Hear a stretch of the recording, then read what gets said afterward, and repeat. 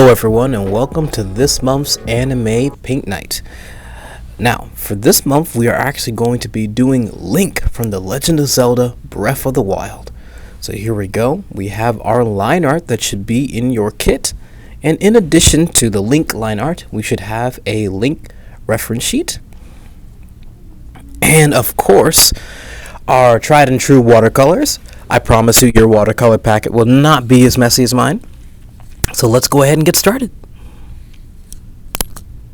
Alright, so first things first, what I'm going to do is I'm going to work on Link's skin tone. So I'm going to go for the brown, get a lot of water on the brush there, and I'm going to just very, very, very gently add a little bit of dots of brown on the face. So like 1 and 2 and 1 and 2 and 1 and 2 and 1 and 2. Am I gonna dab again? There we go. I was trying to figure out the other place. So then I get some water, not more paint, just some water, and I'm going to spread it around gently, nice and light, just to make sure I'm covering the skin tone properly. There we go.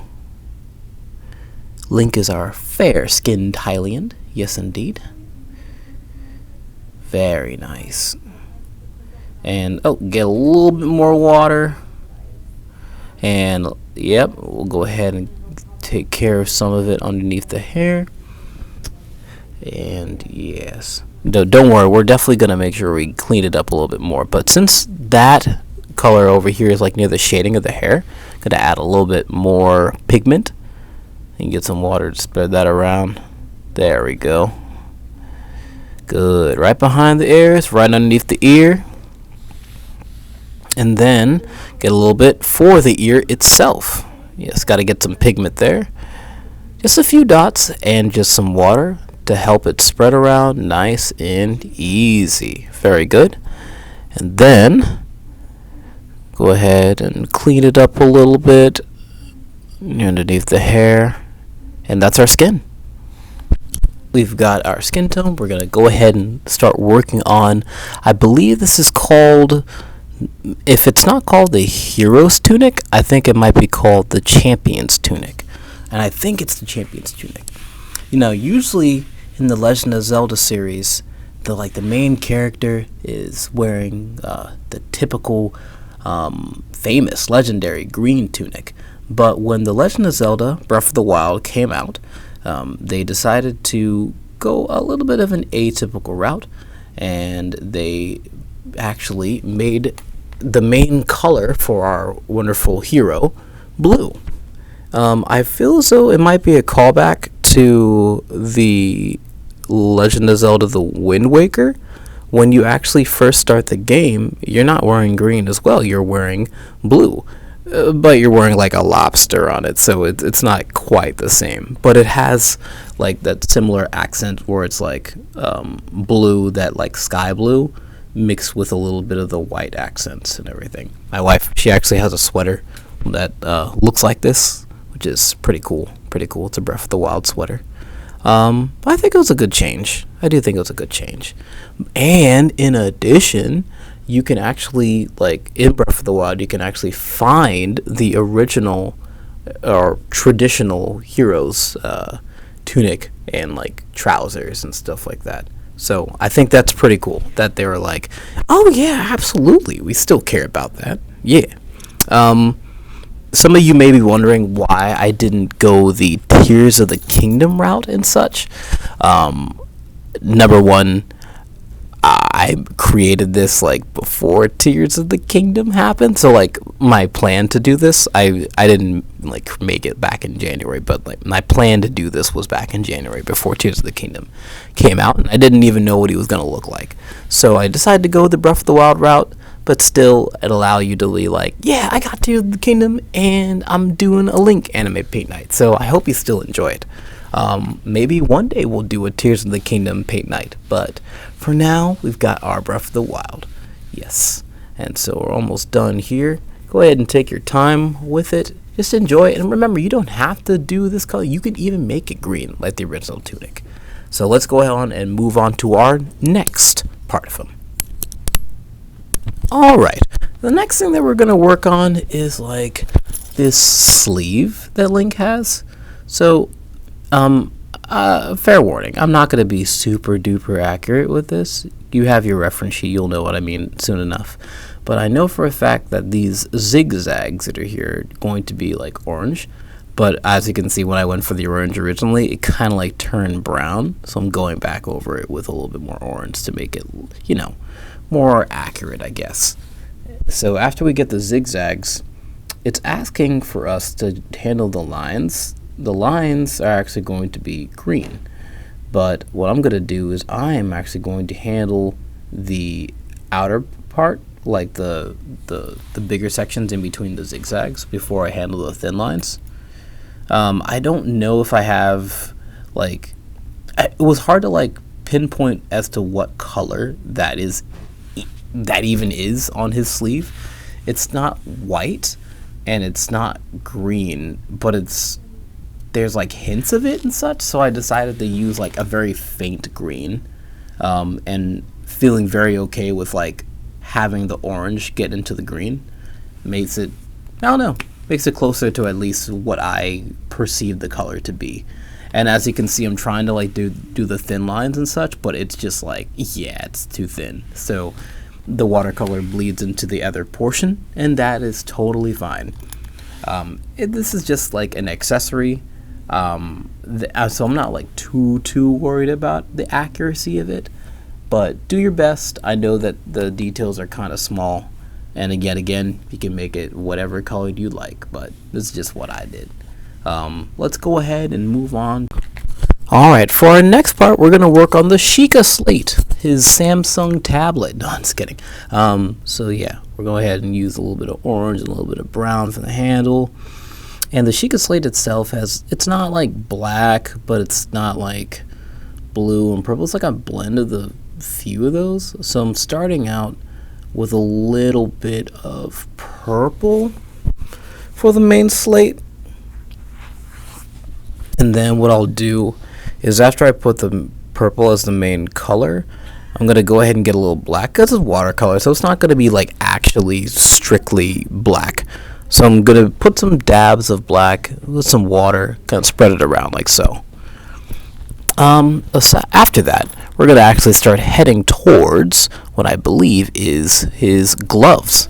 So Link wears like leather gloves, pretty sure they're leather and such. I added a detail like because he has like the Triforce of Courage and everything. I didn't like highlight which which triangle is the Triforce of Courage, but I do like I don't know. I just wanted to add the Triforce on the hand. I drew his hand like really big, so like I was like, all right, that's fine. That's fine. It'll be a good detail, because if that Triforce wasn't there, it'd just be like this honking hand, and I'm like, I don't know if I want that. But yeah, it's brown. Brown leather glove. Going ahead and darkening it up over here, and eventually I'll add like some brown for the middle of the Triforce, but I haven't done that yet, which is fine. I'm just impatient. Make sure to get the thumb. Yes, there we go. Then add a little bit more. Good. Then we're gonna do the tips over here for the fingers of the other hand. Some black added to there for a little bit of the blending. Very good for a little bit of the shading as well. And then after that, we're going to get the brown again. Or nope, actually we're going for the black. Go for the black again. Finish up some of that, and then get the brown again, and we're going to work on the other hand. That also, he doesn't have like he doesn't have like the bandage that he has on his left arm over here. In this other hand, he has like almost like a leather gauntlet and such. So that's depicted over there. Now for this part, it's not necessarily white in the reference image, but I'm just going to use some black to add a little bit of shading for this section that connects the sleeve to the wonderful pattern on his left arm. There we go. Kind of looks nice. And the next thing, add a little bit of detail on the shirt. And then after that detail's done, we're going to move on to our next portion of Mr. Link. We are moving on to one of my favorite portions. It's going to be the sword. Now, the type of sword, or rather the name of the sword that Link wields, is called the Master Sword. It is the sword that seals the darkness. I think that's the nickname for it, right? So there's a lot of detail in this sword that I didn't actually realize. So I'm adding some yellow for the jewel crusts, and then I'm adding a little bit of yellow for the sparkle. I don't know, I just want to add sparkles because it's pretty and stuff. Yeah. I'm using the brown to fill in the hole where the Triforce was. That was bothering me. I'm glad I finally did that. Okay, now moving on. Gonna get some more yellow, and I'm actually gonna fill in the Triforce this time. Yes. Then we'll move on to the sword. Very excited for it.